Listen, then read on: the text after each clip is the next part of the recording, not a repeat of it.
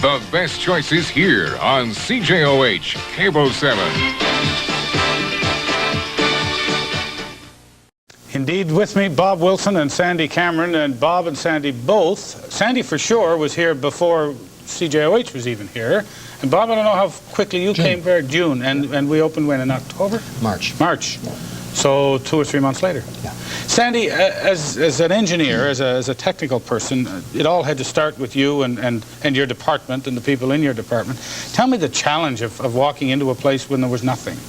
Well, I came in February, which was a month before the station signed on, and my first job was to help assemble the transmitter out at Hazeldean, and it was delivered as a sort of a do-it-yourself kit. The cabinets came with no equipment in them, and we had these crates full of transformers and other bits and pieces that we had to stick into these cabinets and wire up all the wires to them.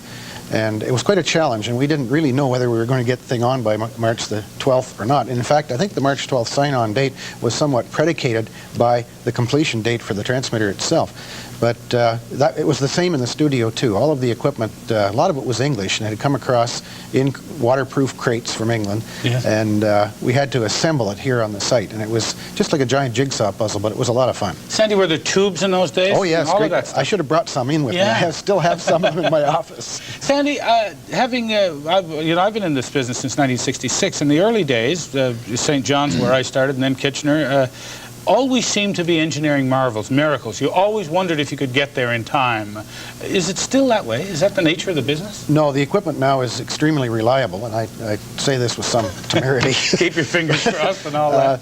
But in those days, television broadcasting was very much an activity of engineers. The engineers were much more up front in those days because they were constantly in the studio tweaking the cameras, trying to keep them operating.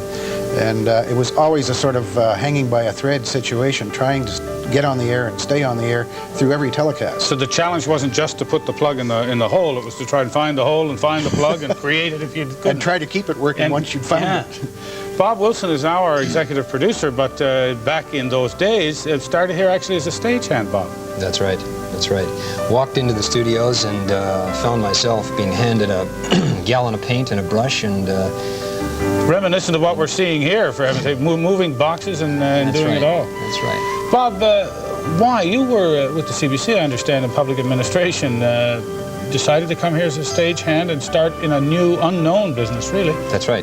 At one point, I was an office boy at the CBC, and I delivered coffee to one E.L. Bushnell, vice president of the CBC at the time. So Ernie got the license, of course, to operate the independent station, the private station, and myself and another chap marched down the day after and said, "We want to be with you." Yeah. So he, indirectly, that took place, and started in June, and we walked into probably what can best be described as one of the smallest studios that certainly I've ever worked in, and it was about the size of a large rec room. What's that? Was that Studio B? Oh, that was a different building, that though. Was in the Bayswater. Basement of a lumber yard. Wow. It had a big post in the middle of the studio, that you had to shoot around with the cameras. Every set had to be dressed with this pillar, so no matter whether we were doing a country show or a morning show or whatever, we had to somehow decide what we were going to do with this pillar. Yeah, it started with that, yeah. What? CJOH wasn't the first TV station in Canada to go on the air.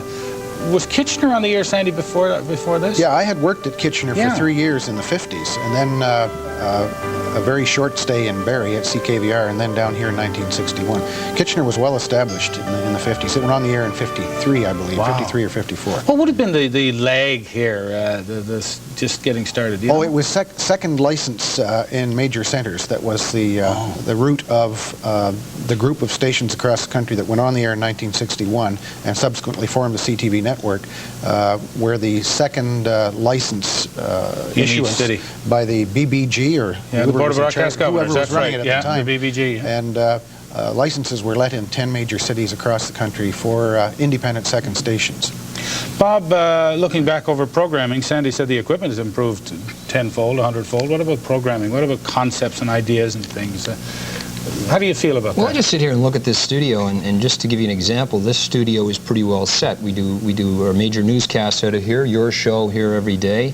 And in those days, we turned that small studio that I described around 4 or 5 times a day.